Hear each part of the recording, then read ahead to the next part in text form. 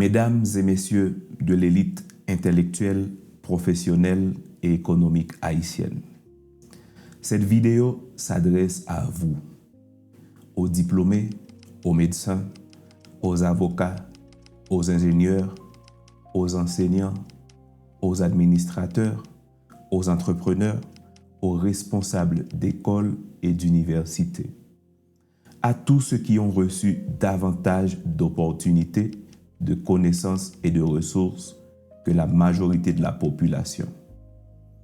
Haïti ne manque pas de personnes intelligentes. Haïti ne manque pas de diplômés. Haïti ne manque pas de talents. Ce qui manque à Haïti, ce sont des personnes capables de transformer leurs connaissances en entreprise, en institution, en produit, en service, en système et en emploi.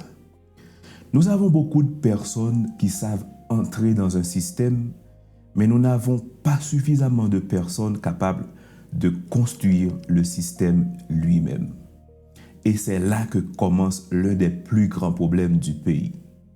Depuis l'enfance, notre système éducatif apprend principalement aux élèves à obéir, à mémoriser, à répéter, à réussir des examens et à chercher un emploi.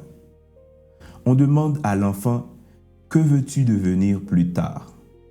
Il répond « Médecin, avocat, ingénieur, comptable ou professeur. » Mais on lui demande rarement « Quel problème veux-tu résoudre ?» Quelle entreprise veux-tu créer? Combien d'emplois veux-tu générer? Quel système veux-tu construire pour ta communauté?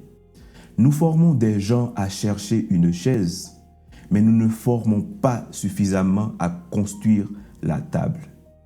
Après 15 ou 20 ans d'études, une personne peut obtenir plusieurs diplômes. Mais sa première question reste souvent « Qui va m'embaucher ?» Au lieu de demander « Quelle valeur puis-je créer ?» Quel problème puis-je résoudre? Quelle équipe puis-je organiser? Quelle entreprise puis-je construire? Chercher un emploi n'est pas une mauvaise chose. Toute société a besoin de bons employés, de techniciens compétents, de professionnels sérieux et de fonctionnaires responsables.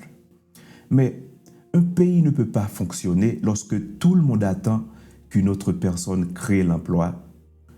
Avant qu'un emploi existe, quelqu'un doit identifier un problème, imaginer une solution, prendre un risque, mobiliser des ressources, réunir une équipe et construire une organisation.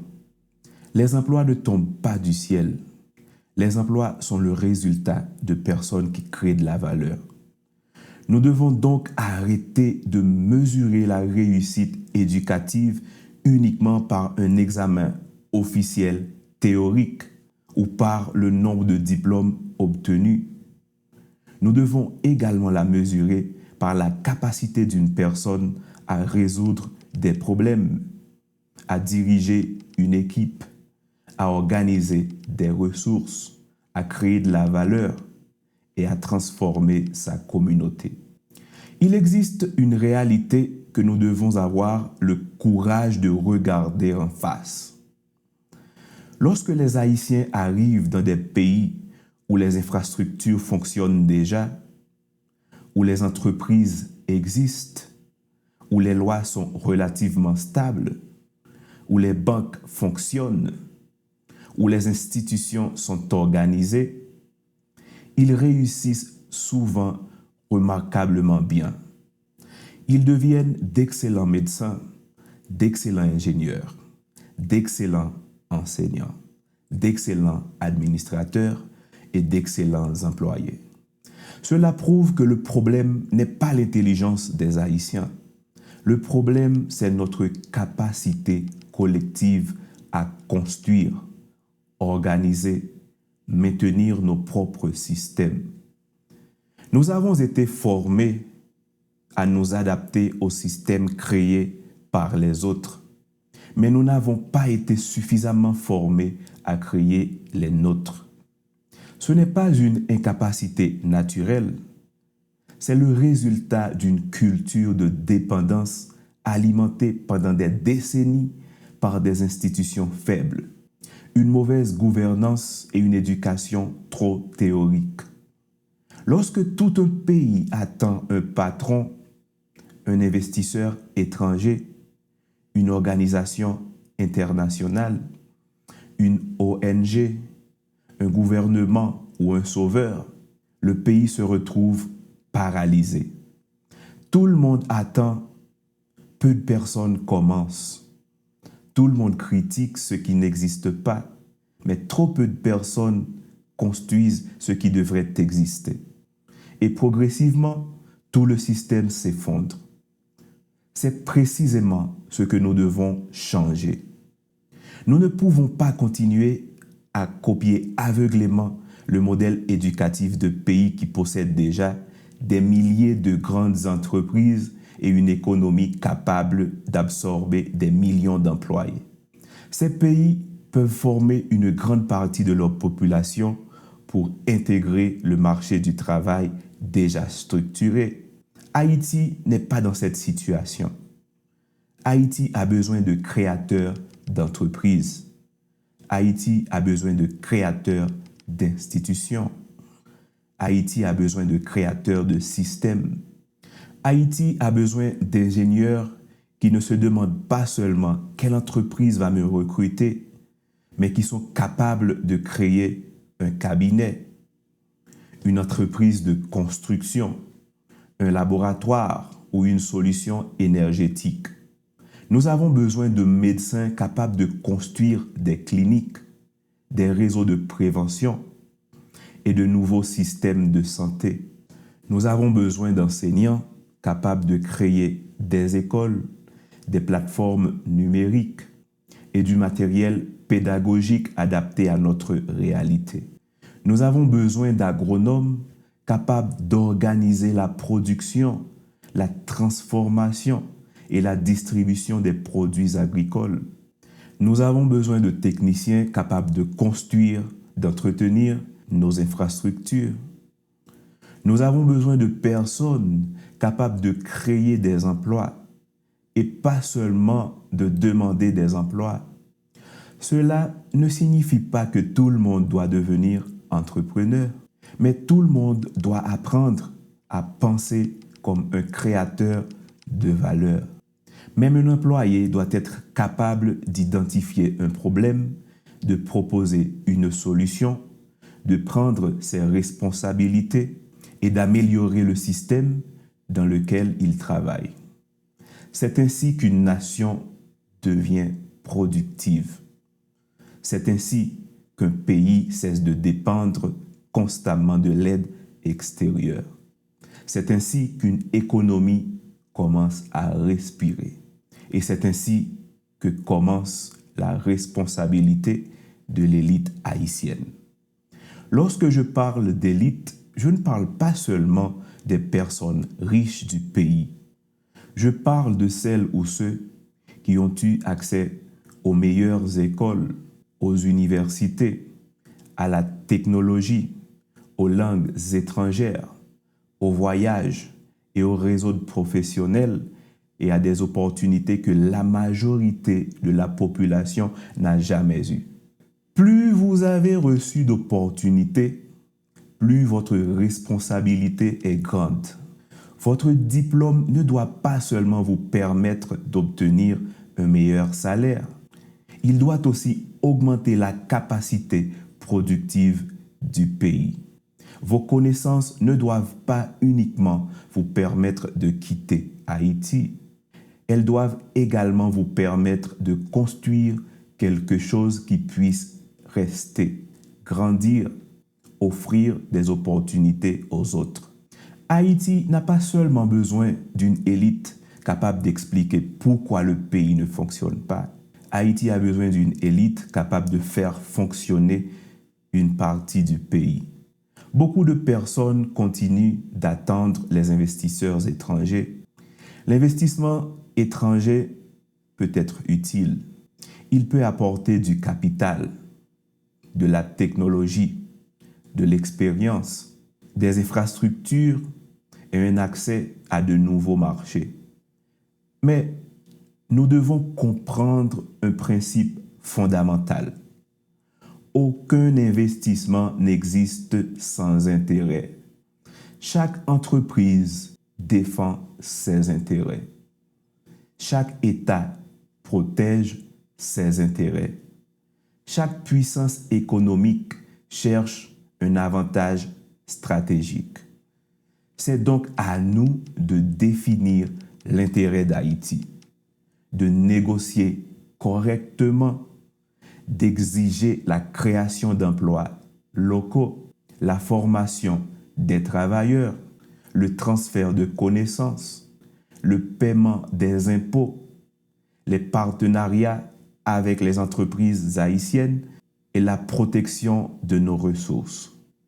Une chose est claire, si nous ne possédons pas d'entrepreneurs locaux solides, d'institutions compétentes et des dirigeants capables de négocier, les autres viendront organiser notre économie selon leurs propres besoins.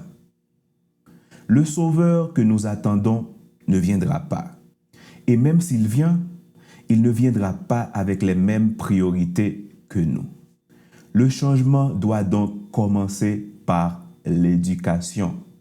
Dès l'école primaire, les enfants devraient apprendre à observer leur communauté, identifier des problèmes et à imaginer des solutions.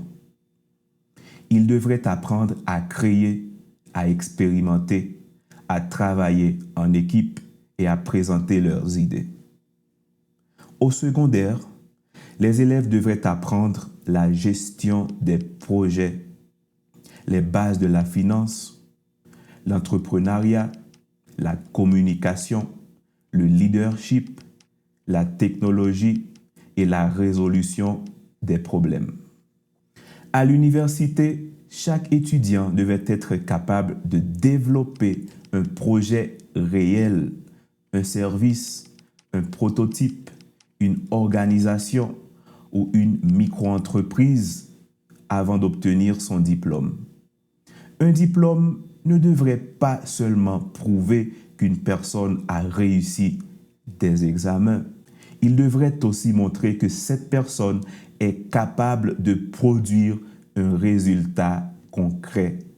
Nous avons besoin des écoles dans lesquelles les jeunes n'apprennent pas uniquement à définir une entreprise, mais apprennent à en créer une.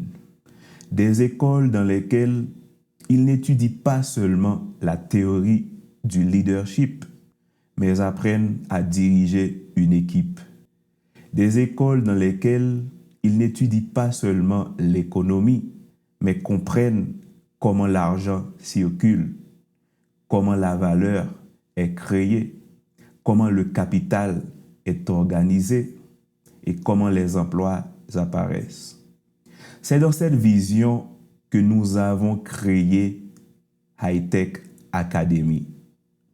Notre objectif est de contribuer à former une nouvelle génération de dirigeants, d'entrepreneurs, de créateurs d'emplois et de professionnels capables d'utiliser la technologie, l'intelligence artificielle, la gestion, l'entrepreneuriat et la créativité pour résoudre des problèmes réels.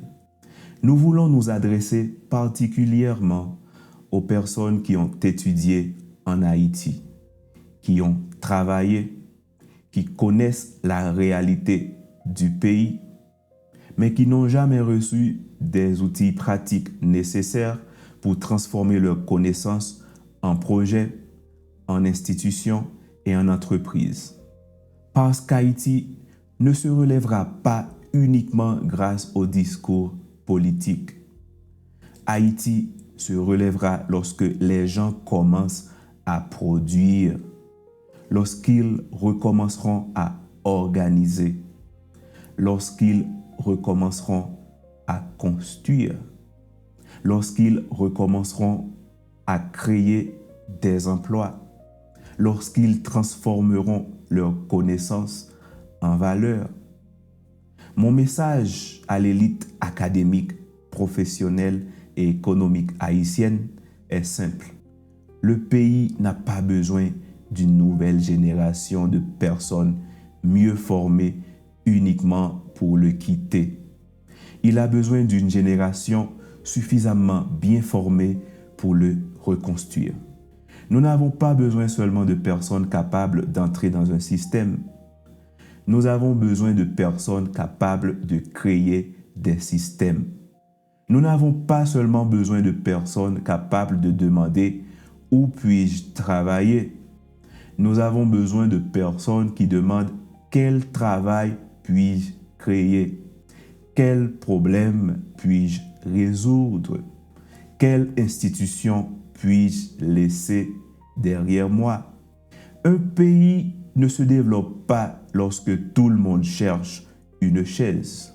Un pays se développe lorsqu'un nombre suffisamment de personnes décident de construire la table. N'attendez pas que le gouvernement commence tout. N'attendez pas la diaspora. N'attendez pas un pays étranger. N'attendez pas un grand investisseur. Mais commencez avec le problème qui se trouve devant vous. Commencez avec les connaissances que vous possédez. Commencez avec 2 ou 3 personnes qui partagent votre vision. Commencez petit, mais commencez à construire. Si vous voulez changer le pays, commencez par vous changer vous-même. Si vous voulez changer le monde, commencez par transformer votre communauté. Nous ne travaillons pas pour les algorithmes. Nous travaillons pour les générations à venir. Merci. Yon l'idée capable changer yon vie. Yon seule vie capable changer yon ville. Yon ville capable changer yon pays. Toute gros révolution commencer avec yon rêve. Les lots yon est barrière.